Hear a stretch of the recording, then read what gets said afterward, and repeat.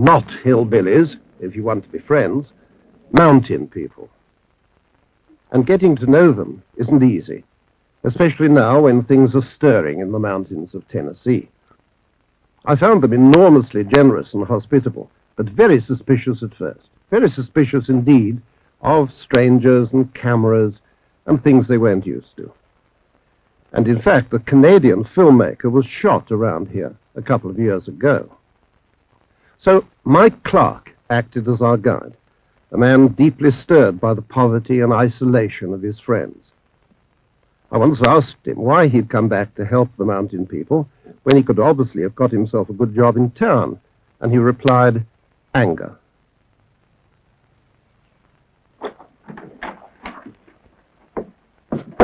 This is my house. It's used to be a coal camp here, but it's all deserted now. It's very quiet and peaceful around here.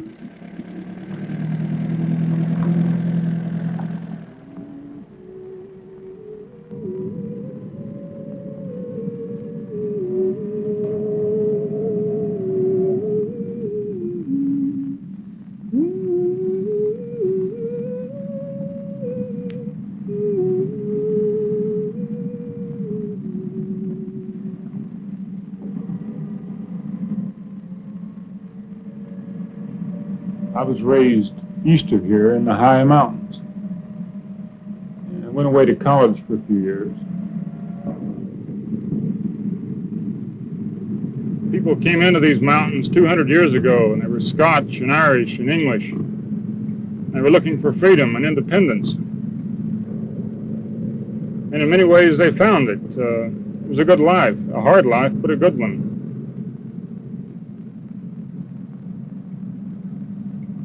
About 60 years ago, big industry began to move in. The railroads, coal companies, the timber companies. Most of the mountains now are owned by big business, by the Rockefellers and the DuPonts and the Mellons, and by the federal government. And the people don't have much at all. We in many places don't own much land. Take Sammy Branham, for example. He's a small farmer. He owns about 20 acres, and he works very hard, but he's just barely able to get by.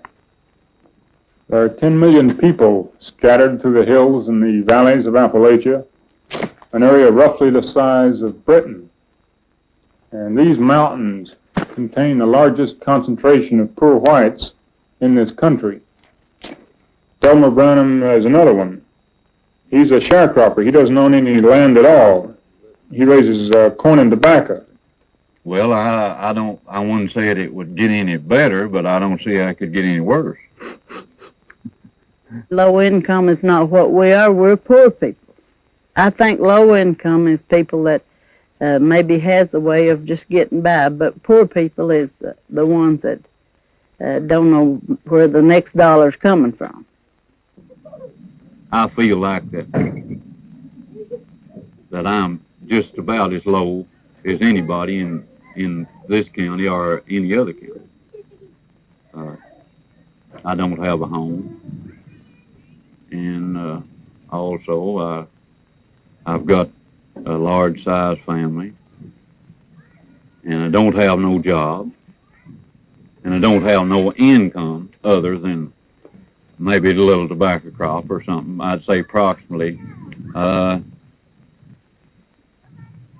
well, all the way total, say what I call take-home pay, $800 a year. This is a friend of mine who lives nearby, David Davis. He also rents his land. Although he looks very mild, he's a pretty tough man. He's the kind of man you want on your side in a fight.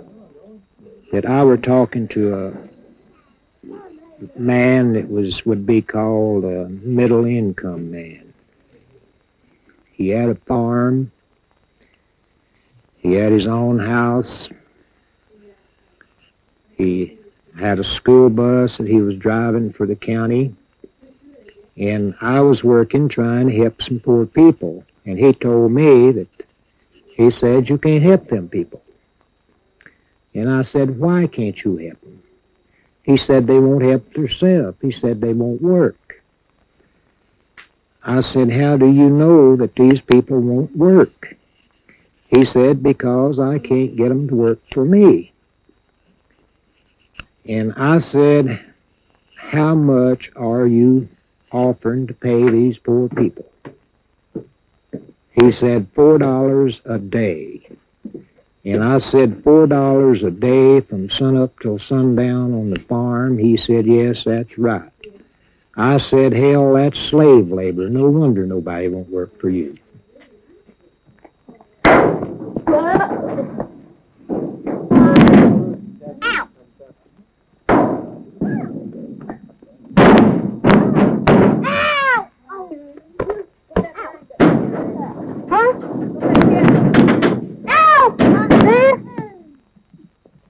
If I had no horse to ride, I'd be kind of crawling up and down this rocky road, a-looking for my darling.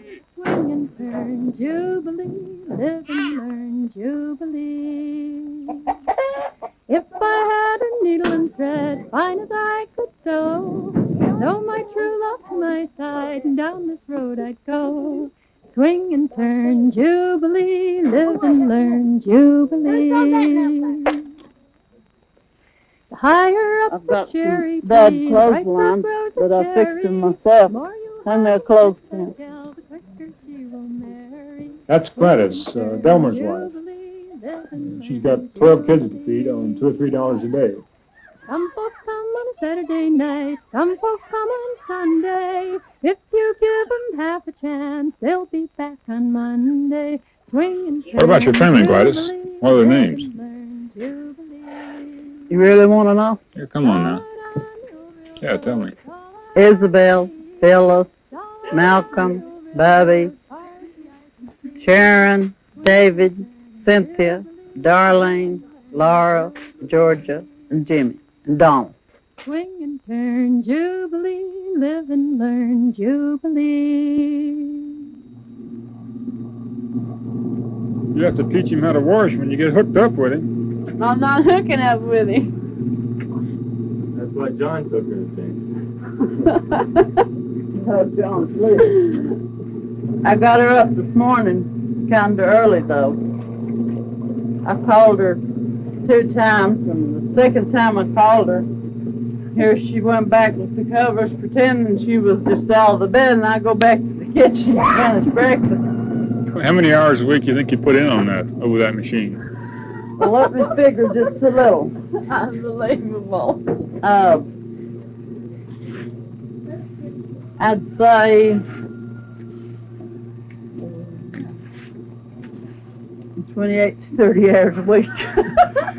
Believe it or not. And not too much time over the ironing board, though, because a lot of things, if I bring them in,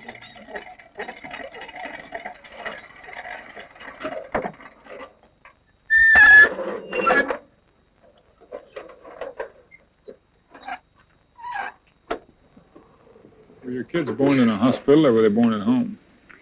had 5 born at home and 7 in the hospital. What did it cost?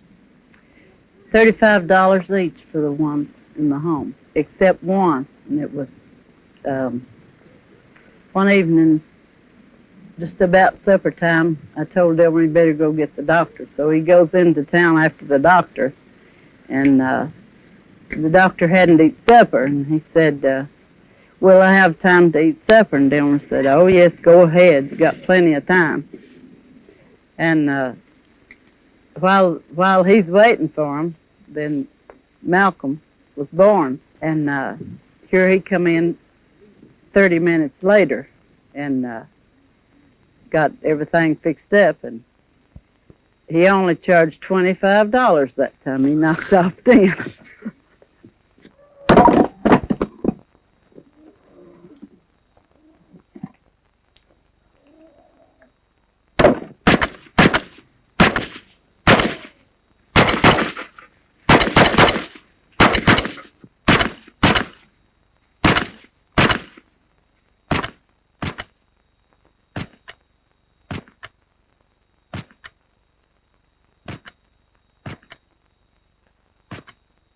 I guess you could say that we are a violent people, that we've always tried to solve our problems with a gun and a knife. Finally, they got him in court. And they swore a false statement again on him, swore a lie against him to try to convict him. So he beat the case, and he had a sister that was there in court with him, and she had a .45 automatic in her purse. And when the trial was over, the policemen was not the first ones to come out of the courthouse. So him and his sister walked out on the courthouse lawn, a few steps away from the door. And when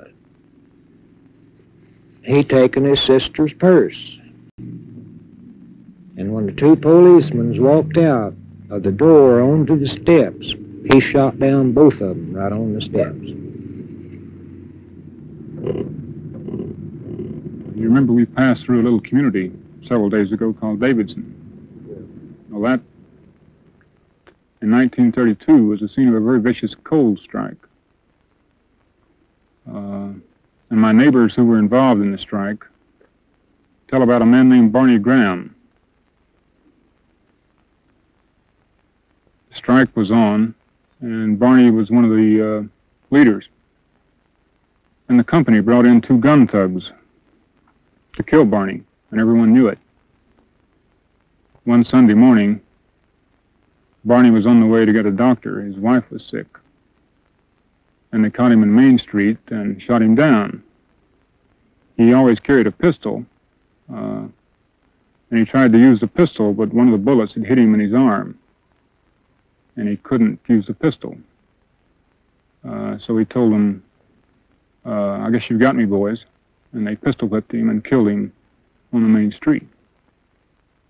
And they were gambling in this nightclub, and his brother got in a fight with a man, and they got down on the floor fighting.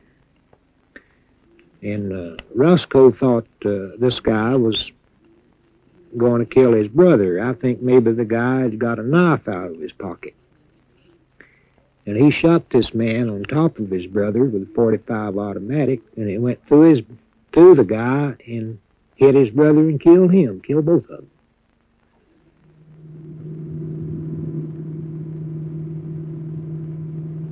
So that's the kind of climate we have in the mountains. Whether or not our problems here of poverty and jobs and individual rights can be solved without violence, I don't know. David Davis and I think they probably can't, but most people here wouldn't agree with us.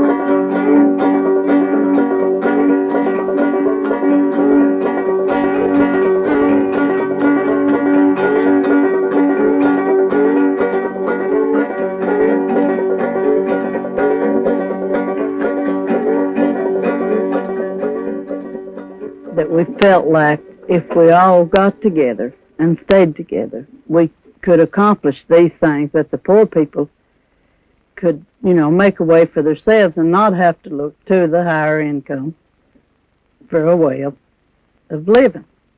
If you can get enough of these low-income people, poor people,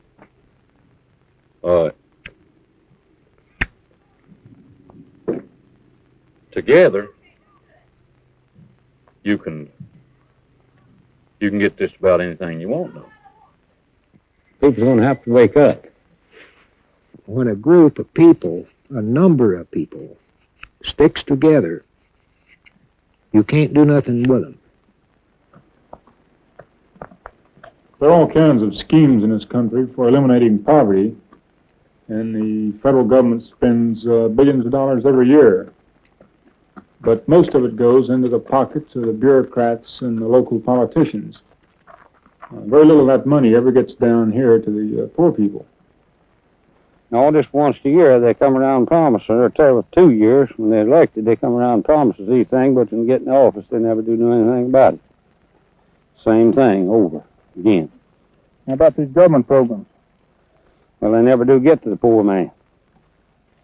That's my judgment. It all winds up in the big man's hands, about 90% of it, and the little man gets about 10. I never seen them miss it except at election time. There was few of them come around. You think they care about what happens to people around here? Well, no, they really don't care what happens to the people, but they're really upset that people are getting together and trying to do for themselves instead of running to them for everything. C. Oh, B. B. C. No, it's C, all right. That's right. A. F. C. C. No. D. Q. Q. Yeah, you know that, don't you? R. R. Ready? A. Oh, it's A.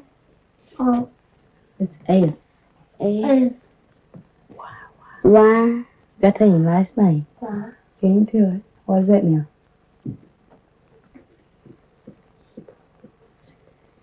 Seven. Can't say it, can you? A lot of people in the mountains can't read and write.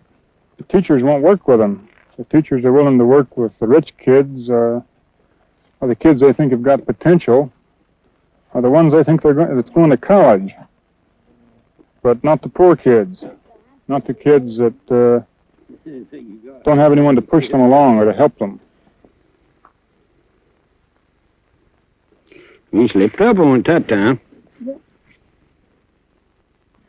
Now just pull that right there. And pull this end through. Pull it down like that now.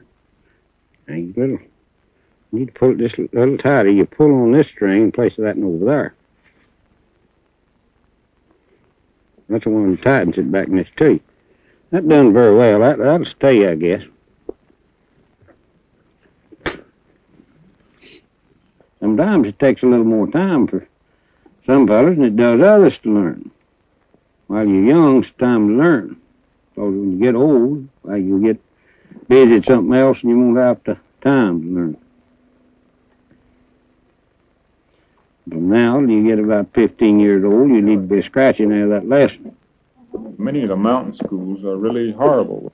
A lot of the kids can't read and write. Over half the kids who start school don't finish. In this county, there's a special room for slow or backward children, which the teachers call the nutty room.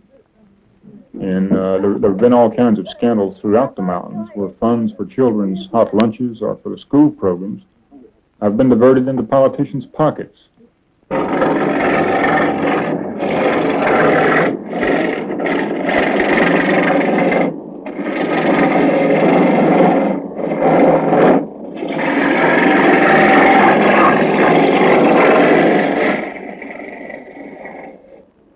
Recently, some of the people here got together and agreed that they wanted to raise some money to help in the community. So the men thought they would make rocking chairs for sale, and the women would sew handmade quilts. This looks like a small beginning or a small thing, but for the mountains, it's awfully important, because the people decided that no big shot or no federal government is really going to help them. If anything's done, they'll have to do it themselves. And they're going to stand up and defend their rights. I feel that The white people has learnt more in the past few years from the colored people than they ever learnt in the past 200 or 300 years. That the black people has proven to the world that a man has to fight for his freedom. A lot of people don't believe in violence. I don't believe in violence unless it's necessary. The government, they say they don't believe in violence, but if necessary, they'll declare a war against another country. So that's the same thing, that they're fighting for the freedom of the country. So the poor man is going to have to fight for his freedom.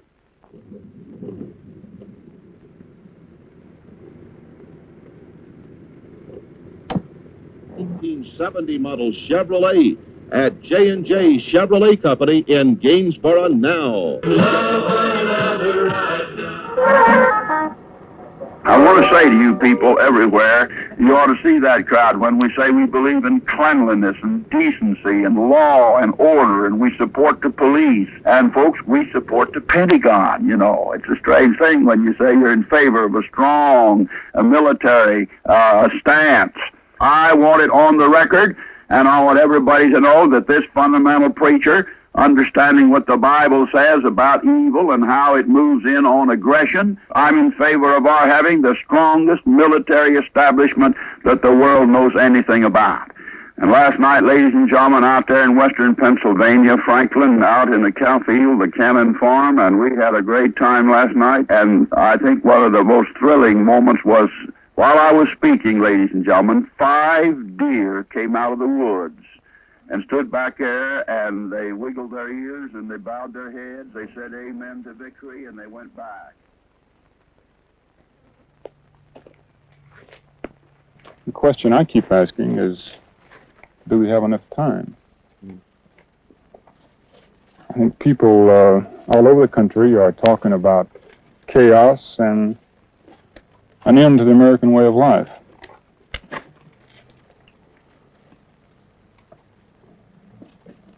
I don't know. I just don't know.